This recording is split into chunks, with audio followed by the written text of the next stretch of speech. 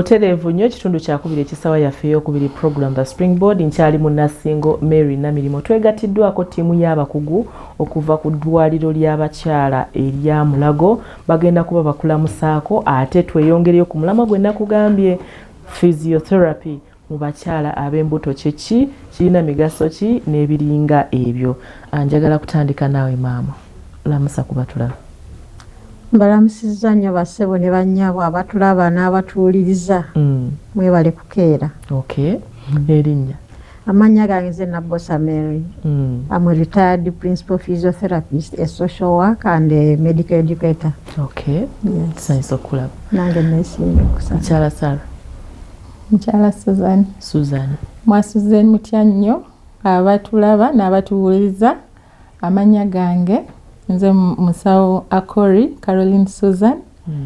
Era nga ndi physiotherapist mu ddwaliro lya Mulago Specialized Women and Neonatal Hospital. Okay. Science okulaba. First things first. Physiotherapist yaliwa yakola ki? Mwe mukola ki? Physiotherapy or a physiotherapist. Abasawo tuli basawo era nga twasoma obusawo. Nenga twasoma obusawo obwa kangambe twasoma obusawo bwaffe engeri gye tujjanjabamu.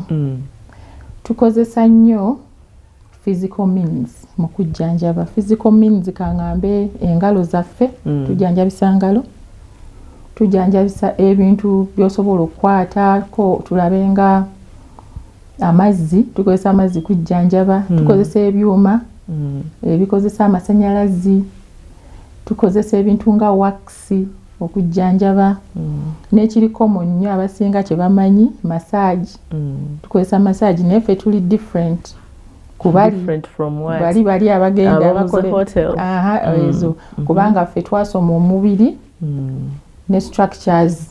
So bojja wa physiotherapist massage obeera oli safe ate massage waffe ali therapeutic. Wakigendererwa nti kubaako engeri gya kuwonyaamu si kunyumirwa. Then ekirala tukozesa nnyo ddwiro exercise. We are exercise experts. Okay. Yes. Then physiotherapy bujjanjabi tutera nnyo okufocusinga movements of the body. Movement of the body or engeri omubiri gwe gulina okutambulamu okujja kunyambako body movements. Then to reducing pain and then twagala nnyo okulaba nti omuntu physical function ali physically fit ne functionally ali okay and independent. Twagala nnyo okulaba omuntu nga ali independent, si kubeera awo nga oli awo otambulako katono n'oweekeera tuweesobola ositula okugulu kuzitowa.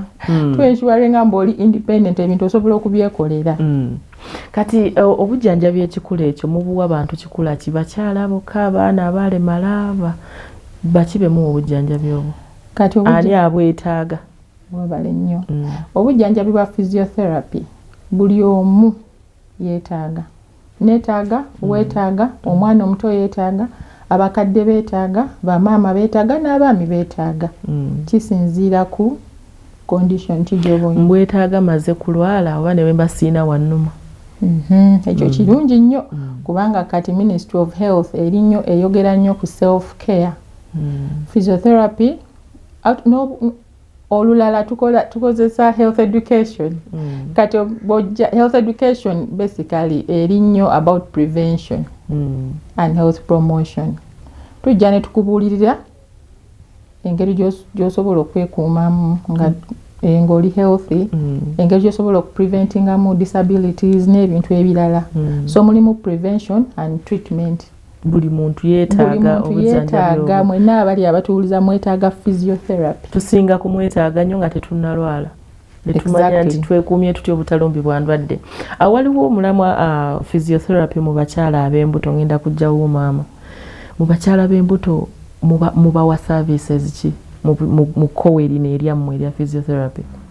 Kati physiotherapy service nga tebannaba omuntu nga tannaba na kubeera lubuto waliwo ebintu by'oteeka okukola okulaba nti emyezi 9 ojja gimalako ng'oli bulungi nga sennalufuna nga tonnalufuna waliwo okwetegekera olugendo olwo olw'emyezi 9 oleme kukosa nnyo bw'obeera nga oli munafu omubiri munafu naturally tonnalufuna naye oli munafu ng'otambulako nawali nga wakooye dda nti kakati bw'onooteekamu kilo 5, 6, 7 kugamba omwana ajja n'ebigenderako oba olubuto luzitowa oteekako weight kale oba osangiddwa ng'oli munafu kitegeeza olubuto nno lujja kumenya si kukumenya kwokka naye omutima gutendewererwa buli kintu nekitendewererwa so tukuteekateeka nooba nga tonnaba kufuna lubuto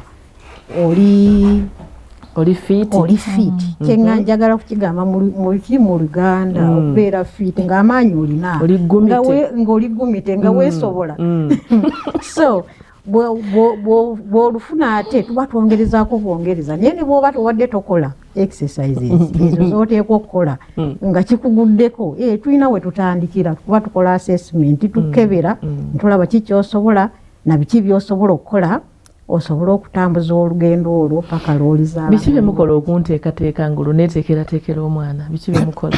Tukola bingi nno ensonga olubuto Katonda yatutonda nga lutuleetamu obuzibu okyukamu embeera ne weesanga okugumira osigala tokyali oba si ggwe kwegamba self management stress management kubanga bayire olubuto olina luleeta owulira nga tuweeyagala so okukabirirwa oba okabiriddwa kati omanaginga oti how do you manage osobola otya okubeerawo n'olubuto n'oba ng'ate oli musanyufu weesonyiwa otya ebikuyitirirako okyogedde bulungi n'olirabanga ebitali n'omanya nti yesi zitwowereddwa naye nno buli kyanno omwana n'afuluma nemulabako nembuusa so nekikuwa essanyu bw'obeera ng'oli musanyufu ng'obudde bwonna n'omwana munda abeera musanyufu olwo munteekateeka okumanaginga stress kubanga stress bwekukuba n'omwana emukuba kyobola omukaaba nnyo akala kabeera relax kwebakaako awo n'oba nga totawaananako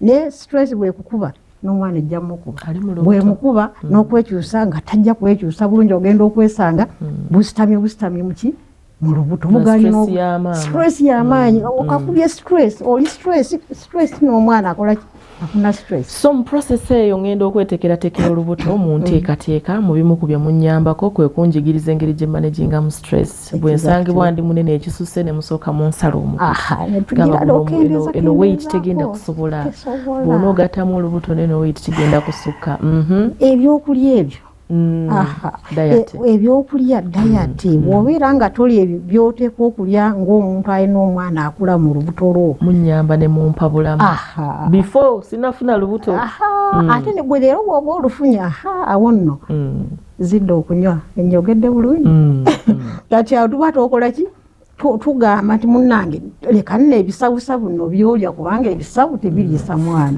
bigenda kukola ki kukwetuuma byetuuma ne weeyongera mu budde butono obeere ng'otaddeko kiro 20 g'olizaala otya ye omutima oba ogutendewereza n'ebirala ebigwa mu kkowe eryo lwakuba akadde katonotono ngenda kuddira maama omukyala w'embuto physiotherapy mukola biki maama atuyisizaamu ku ngeri y'okututeekateekamu kyentegedde stress ensonga nkulu engeri y'okugimanagingamu webale nnyo ekibuuzo ekyo kati olaba omukyala w'olubuto ng'ali lubuto alina nnyo enkyukakyuka ebeerawo mu physical ne physiology y'omukyala ku mubiri kati kyemmanyi wali olabyeko omukyala ow'olubuto for example ozimba ebigere bwebale nnyo n'ofuna ensundo n'ebirala so abakyala abo bagenda ne bazimba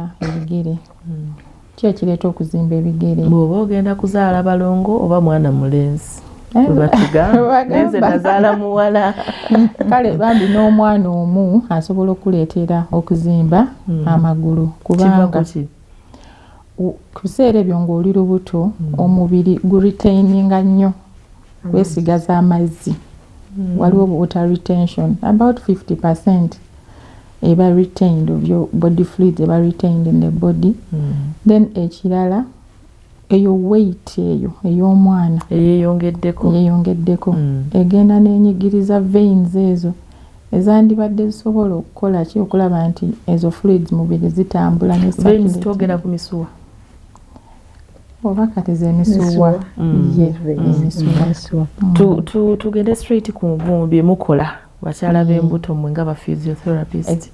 What do we do? Kati omukyala bw'abazze tumukola assessment ne tulaba kiki ate naye olusi kennyini abeera n'ebizibu n'agamba oba nzize omugongo gunnuma nzize hips zinnuma oba ezo obulwadde obulumi mu nnyingo tubakozesa exercise ab'embuto waliwo exercise zaabwe. Yes, waliwo exercise zaabwe okusinziira ku stage gy'alimu n'okusinziira ku fitness ye kubanga buli bw'oba oli lubuto nga ne musawo Maria ali lubuto sigenda bateeka wamu buli omwe alina ebizibu bye buli omwe ali so kati omuntu abazze ne pain tugambe joint pains ezo tusobola omukozesa exercises tusobola omukolesa massage oba olusi waliwo n'obuuma bwe tukozesa obwo bw'amasannyalaze bwe tusobola omuteekako kusinziira ku stage gy'alimu kubanga era olina okubeera ng'oconsideringa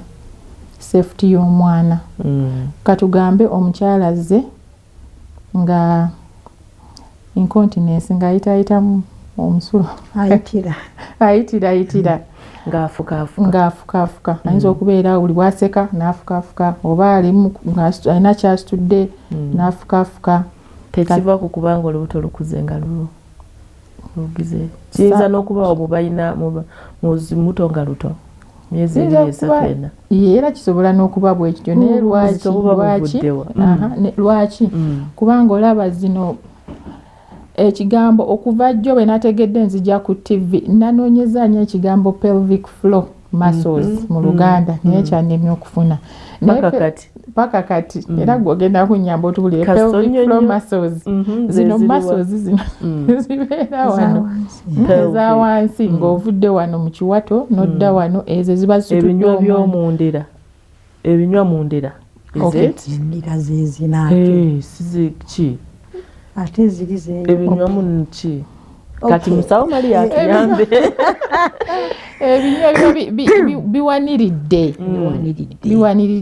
eby'omubuto n'ebyo wansi eyo teri magumba waliyo nnyama na binywa kati nazo bwe zireebuuka obuzibu buba bumusa aba aleegulukusa omukyala ziweddamu amaanyi kati aba yeetaga kamasaaji nedda kati olaba ebinywa ebyokuleegukuka si muno omukyala ali lubuto only kyolaba twagambye physiotherapy ya ffenna kubanga era ng'omukyala olina okuba nga oli tight so imagine kati toli tight ate kati ofunyemu kano ka additional weight kisukka kyolaba munanga abakyala abali eyo bw'oba oli lubuto oba toli lubuto olina okuba nga okola exercises zi-strengthening awo even to okumaintaininga obufumbo bwo weetaaga okuba nga oli tight awo so tukozesa exercises strengthening exercises ezo ezigumya ebyo ebinywa mu lufuutifuuti mu luzungu babiyita kegel exercises naye tulina ne stimulation tulina obuuma bwe tuteekayo obukozesa amasannyalaze ne bistimulating ezo muscles eyo okulaba mbu zifuna strength yes nga buyambako kwanguya lunga kino ekiringa ekiganya okujja organically naturally nti munkozeeko gundi temuntaddeyo buuma abantu abamu tubutya tetubuteekayo munda tulina areas wano waggulu bwe tubuteeka bubaamu amasannyalaze tugatiira ddala sigagana amasannyalaze gali naye obusannyalaze neera ne exercise tulina tusobola okukozesa exercise only n'entereera n'otereera ze zimu ku services ze bukola kati awo ziba ziweddeyo nedda teziweddeeyo kati tubadde tulaba omukyala azimbye amagulu era naye tumuwa exercises ne tumuwa positions elevation netumu advising ekyokukola okureducing ekyo batugamba kuwanika amagulu funa akatebe kooteeka exactly funa akatebe wootadde naye tomala gateekawo teekawo ng'era olina exercise bw'okola. Sikuteekawo buteesi no. Sikuteekawo buteesi. Ate abamu actually kino kagambe kati bagamba funa akatebe oteekewo noyinza okufuna akatebe oba kasituulu nga kali wansi. N'olina okulaba nti amagulu ogaraizinga ku angle wasobole okubeerawo gradient eyo nti fluids zikomawo eno wansi. Waliwo okuteeka ng'otadde bw'oti obanga gasulikamuuko bubuti. Then tuyina aerobics ez'abakyala. Actually when njogerako aerobics ez'abakyala tuyina ku women's day ku makya okuva ssaawa 3 paka ssaawa 7 tugenda kubeera n'abakyala e Mulago women's hospital nga tubakozesa aerobics. Zaweerere mujje we celebrate women's day nga tukoze aerobics. Ab'embuto oba abakyala bonna? Ab'embuto n'abo abakazaala abo nga baagala kuddayo baddeyo mu nnomo. Yes. Ebirala bye tukozesa nayogedde ku exercise, njogedde ku byuma bye tukozesa, njogedde ku massage ne health education. Tubakozesa positioning, tubayigiriza positioning ze basobola okukozesa mu labor. Ezijja kubeera very comfortable and yet nga ziyambako labor okuprogressing amangu. Tujja kubayigiriza relaxation and breathing techniques kubanga kusaawa eyo ya labor obeera overwhelmed, so wano ng'oli ku antenatal ojja ku zino visits tubayigiriza engeri gy'osobola okuba gy'ossaamu si kumala gassanga bw'obadde yes n'ossaamu no relaxinga n'oba ate ng'oretaininza amanyigo for that time of pushing. Ate era ne tubayigiriza positions mu kutuula, how you kutuula ng'oli lubuto. Waliwo entuula embi mu b'olubuto.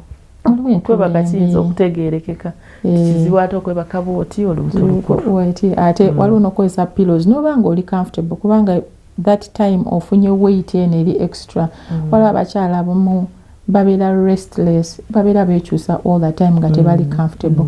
Ate ng'osobola okukozesa pillows bulungi n'owebaka ku side n'okyuka eno n'oba really comfortable. Okusomesa okwo abakyala bakufunira ddala mummwe ba physiotherapist. Omukyala atafunye service eno maama aba asubiddwa ki? Abasubiddwa bingi. Lwaki kyandibadde kya mugaso? Anti kakati bw'oba tufunye services ng'ezo amaanyi ne gagenda nga gakugwamu ogenda okwesanga nga nabaana zisoboka nabaana esooka ne weesanga nga ki ofuuka ne ate waliwo ebirala ebifuluma ne ate kiki kino ennyama nga zaanafuwa dda tezikyawanirira. Ogenda okwesanga nga yali atambula okutuuka mu toilet nga tonnaba ofuke ogenda okwesa oba tonnaba nakutuuka nga weefukidde ng'aba nenkoze ntya ennyama zaanafuwa. N'ekirala bw'oba oyagala okaddiwe bulungi era olina okukola ki? Okola exercise ezo kubanga bw'otozikola era okaddiwa mangu. Okukaddiwa sigamba nti otandikira myaka 6 nti okaddiye. N'omwana w'emyaka 4 ayinza okwesanga wakaddiwa dda okusinga ow'emyaka 6 abadde akola ki? Eyeekolamu omulimu. Myaka mito naye ng'oli muzeeyi muzibu. Oli muzeeyi muzibu mukadde. N'osanga emyaka gye nga miyitirivu naye nga mukaddaanyirira. So kati bw'oba tofunye services ezo ofuna obuzibu obwo ennyawo ne complications endala naddala mu kuzaala awo. Services zino si za bbeeyi? Services ziri affordable naddala obeera omuntu ng'ofa ku bulamu ku sayidi ey'eddwaliro lyaffe erya Mulago nsasulayo ssente. Osasulayo ssente naye nga tulina program buli Lwakubiri okuva ssaawa 4 ey'abakyala eri free. Mujja ne tukola exercise ezo ne tukola ki ne tubawana ne tubasomesa buli Lwakubiri ku makya kuva ssaawa 4 paka ssaawa 7 tuba tusobola obbawa exercise ezo ne health advice ya bwereere. Naye kyembadde njagala okwogera nga tetunaba kuva tugenda okusiibula kubanga olaba twogera nnyo ku exercise. Waliwo obulwadde abakyala batera okufuna obwa sukaali bagiyita gestational diabetes ku mbuto. Wakafuna olubuto awo especially mu tugambe mu trimester eyokusatu eyokubiri awo bazifuna ku sukaali ne pressure naye ate ng'olaba mbu risk factor ekintu oba risk factor ekisinga okubateeka mu katyabaga waliwo n'okubanga obesity overweight yes overweight ogusukkiridde kyoba olaba nti encouraginga nnyo abakyala on top of that mubeere physically fit mukole exercise katolabe no gestation diabetes kisobola n'okuwa okuzaala omwana nga munene eno weight eyitiridde mwana munene ate obalaba omwana waba munene osobola okufuna complications mu kuzaala ate olaba omwana ono bw'omuzaala nga munene bw'atyo even in future in the later life y'ono omwana abeera nnyo ng'ali prone okufuna ki obesity n'endwadde so omukyala tobeeraawo ng'olowooza mbu you're doing it for gwe bamu tulowooza nti bwogejja oba onyirira mukyala gundi agezze bannanga anyirira musawo siibula musawo akadde katuweddeko njagala webale nnyo otupasi oba njagala kwebaza nnyo Kingdom TV otuwa opportunity okubeera wano ne twogerako nammwe in general njagala bagamba nti buno obujjanjabi bwa physiotherapy si bw'abakyala bokka n'abaami n'abaana bato abamu ku mmwe mulina abaana abaakosebwa mu bwongo bali eweka mugiyita ddogo si ddogo obwo obulwadde era tusobola okujjanjaba obwo obulwadde n'abaami mujje tusobola okubajjanjaba then njagala kubayita abakyala bonna bwe muli wenna nga musobola okujja emulago ku Women's Day lwa Sunday ku makya okuva ssaawa 3 mujje tukole exercise ezo tubasomese mufune ne opportunity ne mwogerako ne ba specialists naddala abo abakugu mu kuzaala n'abo abazaalisa abakyala bannansi ba midwives naffe ba physiotherapy ku Sunday services zabwerere ku Sunday services zabwerere kale musawo basiibulire ddala basiibule mbasiibudde bye kale musawo siibula abatulaba n'abatuwuliza